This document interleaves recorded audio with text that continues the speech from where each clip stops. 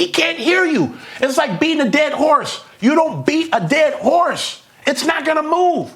And that's what Jimmy is saying. He says, treat your wife like a dead horse.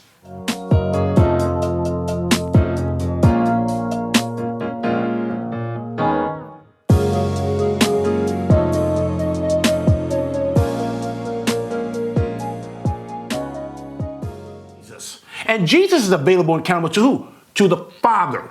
That's the order. I've never seen a player hold a coach accountable to anything. I was a player, so I was at the bottom. My job was to do what the coach told me to do. And then sometime on the game, when we on the field, a linebacker, a teammate, would have authority over me and tell me or give me a call, and I had to be available and I had to do what he told me to do because he was getting instructions from the coach, and then the player gave it to the rest of the players, and we had to carry out the mission. This wasn't like, oh, wait, time out. We're partners. You're a player, I'm a player, and we need to talk about this play. No. You got the play and you carry out the play. So, Jimmy, let me show you right here in Ephesians. Because what Jimmy is saying, if the man cannot correct his wife, then who is going to hold his wife accountable? Who's going to hold the woman accountable to holiness? When the Bible clearly instructs that it's the man's job to hold the woman accountable. But Jimmy says, hey, if he keeps pointing out you're wrong or doing this and this and that, then don't come back. Jimmy, you're lying to these people. You are deceiving these people. You're supposed to be a pastor and you're not even preaching the word.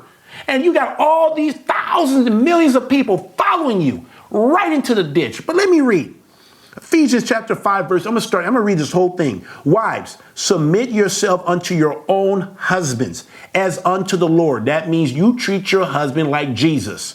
Let me keep reading. For the husband is the head of the wife, even as Christ is the head of the church, and he is the savior of the body. Therefore, as the church is subject unto Christ, so just like the church is subject to the Christ, so let the wives be to their own husband, in some things, and 10% of things, or when she feels like it. No. This is what it says. Look at this. Ephesians chapter 5, verse 24 says this. Let the wife be to their own husband in everything. Just like, let me read. Therefore, as the church is subject to Christ, so let the wives be to their own husband in everything. What did I say? Everything. Period. I get it. So everything. Because Jesus can tell me to do anything. I know he would never tell me to do anything that goes against the law of Yah. He wouldn't. And even if he tried to, test me to see, I can't do this because that goes against the law of Yah. I won't do it. And the wife shouldn't do it if the husband tells her to do something that goes against the law of Yah. But once again, Christianity don't have any laws. So a woman is left to her feelings, emotions, and opinion. But if they had laws, she would know when the husband is abusing her. If I told my wife to eat pork, she should know she should disobey because that goes against the law of Yah. You see what I'm saying? So anyway, let me keep reading. Now we're going to get to the husband's part. Everybody loved this part. And it is interesting. It started off with the women. It didn't even start off with the man. It started off, but in Christianity, they always start off with the man and then they forget about talking about the women's role. It happens all the time. And this man is doing it right now. Not one time are we assuming that the woman's at fault. We automatically, within 5 minutes, constructive criticism, we automatically assume it's the man's fault. Right here, the whole time, we're almost done. But let me read. Ephesians 5:25 says, husband, love your wife even as Christ also loved the church and gave himself for it. Didn't Jesus rebuke the church? Didn't he rebuke his disciples when they didn't do stuff right? It even says he upbraided, meaning he chewed them out. But according to Jimmy, that's emotional abuse. So Jesus emotionally abused the church. Let me keep reading, man. Look at he gave us that. What's the purpose of him giving himself to love his wife? And he says that he might sanctify and cleanse it with the washing of the water by the word. So the man has to speak and he has to use the word to water his wife. So if the wife is not behaving correctly, if she's not doing things that are biblical, she's not being obedient, the husband has a duty to call his wife on if he truly loves her, because his job should be trying to get her to the kingdom. And you can't get her into the kingdom of her being rebellious and staying her way. She should be a new creation. And it's the husband's job to make her a new creation in Christ. But let me keep on reading. That he may sanctify her, set apart, and cleanse her with the washing of the water by the word, that he might present to himself, the man, to present the wife to himself, a glorious church, not having spot or wrinkle or any such thing, but that it should be holy and without blemish. How can you make your wife holy and without blemish if you can't correct her? That's like having a child and you see the child doing bad habits, or that's like a coach. Can you imagine when I was playing, I was having some bad habits coming from college to pros, and then the coach correct me. But if a coach didn't correct me, do you know in the league, we would think that the coach, we know we're going to get cut soon because they don't care about us. But when they're chewing you out and you say, man, God, I used to get chewed out. Everybody heard me getting chewed out. Why was I being chewed out? Because that coach was sanctifying me, making me holy so I can make it to the Pro Bowl, so I can make it to the Hall of Fame. And I did. I ended up breaking Reggie White's record because I had a coach who rolled me and it didn't feel good at all. But man, when I came in and when I left, I was a better player when I came in than when I left. I was better because I had a coach who rolled me, who drove me. Because he cared about me. All right. Hey, so, okay, we had to change the cameras here. But anyway, back to where I was saying here. So, guys, just like when I was playing for the Packers, I had a coach. And I'm telling you, he chewed me out. Because he saw potential in me. And so that is the same thing a husband should have for his wife. He should love her so much that he wants to see her make it to the kingdom, that he would call those things out.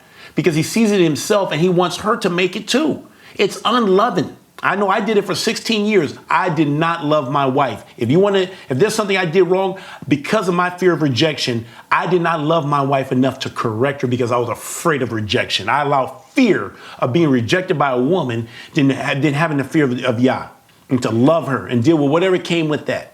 So, guys, this is some truth, but let me keep reading. It says in Ephesians chapter 5, verse 27, it says that he, the husband, that he might present it to himself, the wife, a glorious church, not having spot or wrinkle or any such things, but that it should be holy and without blemish.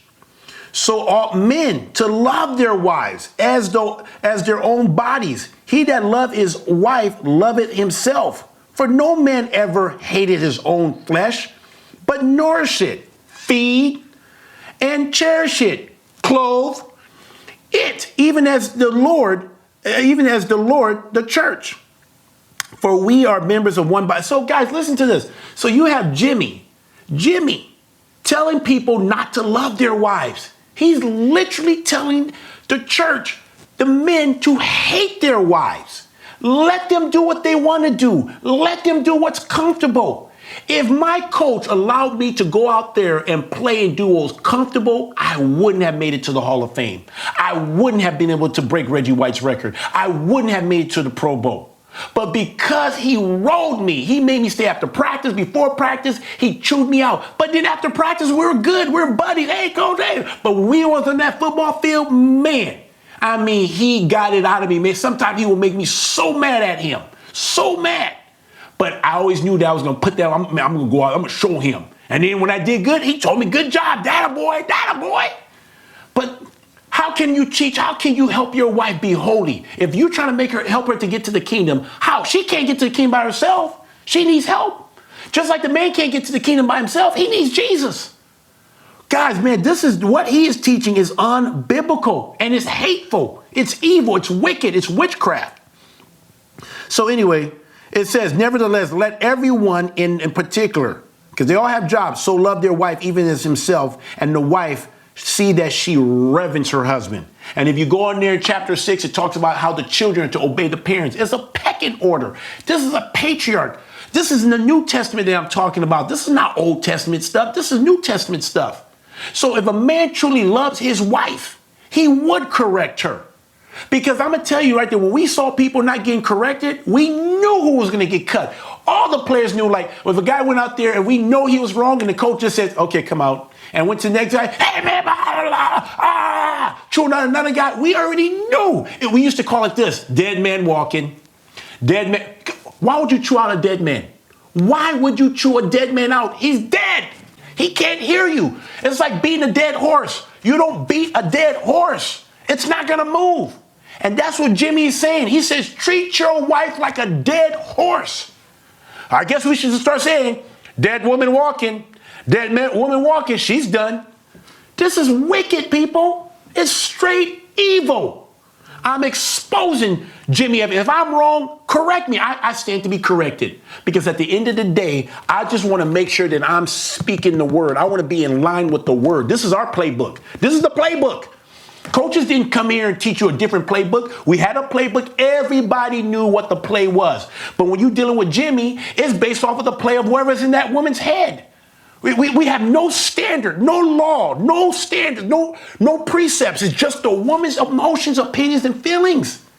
It's chaotic. It's confusion. So, guys, let me let this finish playing, and then I'll wrap it up. Responsibility and change, and there's accountability. They are willing to make themselves accountable to a pastor, a counselor, someone in their life that if there's a problem, you've got a phone number to call. Who choose Jimmy, who choose the person that he's accountable to? I'm assuming it's the wife. She gets to choose because I chose Pastor Dow. But what if the wife rejects it? Now what? We sit here and compromise? Instead of basing off of the word, how about the person that she chooses is not biblical? Who trumps that? I agree with you. A man should be accountable to man. We should have people who rule over us. But who chooses that, Jimmy? Who's responsible for that? The wife? That's unbiblical. And things can change. When you are not safe to go back is when they're blaming you, they're blaming everybody else, they're not taking responsibility, you haven't seen the fruit of change, and they're not willing to become accountable to anybody else. So I'm saying, when you get yourself in a bad way in marriage, and all these things are dangling out there in our society of easy divorce, I'm telling you this, divorce isn't easy, it's devastating. People say death is easier than divorce. And so don't believe those lies when it says, oh, we're resilient and people go on with their lives. 10 years after divorce, half of all people are still in love with their ex-spouse and they're still hurting about their divorce. So if you think that divorce is easy or we're resilient, you're believing a lie. It's devastating. It's the last thing that we do. Yeah, you're right. Listen to this man, you are believing a lie. But let me finish. And before we divorce, there is a step called constructive separation. And I think it's something that is worthy of your consideration. Okay, he just ended on a lie. He started with a lie, 8 seconds to it. On his way out, everything else was a lie. I only saw maybe one truth that I'd agree with, and everything else was a bunch of lies. So people, I just broke down. It's like breaking down film. When we was in football, we broke down film. I just broke down a 5-minute clip from Jimmy Evans. Broke it down. I showed you how I use the scripture to be able to divide the word. You have to learn how to divide the word. I heard what he was saying. I can say, "Oop, that's not fit. That's not scripture." That is what it looks like to break down words. So guys, I want to encourage you, when you go to these churches, know the word. Because these pastors are lying to you. If you start reading this Bible, I'm telling you, you guys are going to be shocked how much they lie to you. This man has a multi-million-dollar ministry. And he has this thing called MarriageToday. And they're teaching people that it's not biblical. They're saying it's biblical, but then when you actually look at the content, it's not biblical. Even Laugh Your Way to a Marriage. They say it's biblical, but it's all comedy, and it's not biblical, by Mark Gungor. Guys, I'm telling you, know this book for yourself and read it and study it. And so when you hear these people, you'll be able to tell a wolf in sheep clothing. You would know them by their fruit. You would know them by fruit. And look how he talks. You guys know how my pastor, when he talks, he brings it. I mean, he brings the heat. But people get so caught up in his presentation and how he talks and he gets riled up or whatever. And then they judge him based off of that. And then you got this guy who talks in a soft tone and constructive separation. I think you should consider it. And because he talks like that, people think he's telling the truth. And he's lying the whole time. And you got Pastor Dow revved up, preaching the word. Look at the word. And he's speaking truth the whole time. What are you guys basing truth off on? How somebody present it? If you listen to Pastor Dow, you're going to notice that Pastor Dow preaches this. You listen to this soft tone, effeminate man talk, you think he's speaking the truth because it sounds like the truth, but when you listen to it, he's lying the whole time. So anyway, I hope this was edifying. I hope this was encouragement to you. I hope this showed you how to filter the word and how to start finding these, being able to decipher, discern a wolf in sheep clothing. Anyway, like I said, please comment. If I'm wrong, I stand to be corrected. And if you agree with it, please give me some likes and subscribe and share this. Shalom, shalom.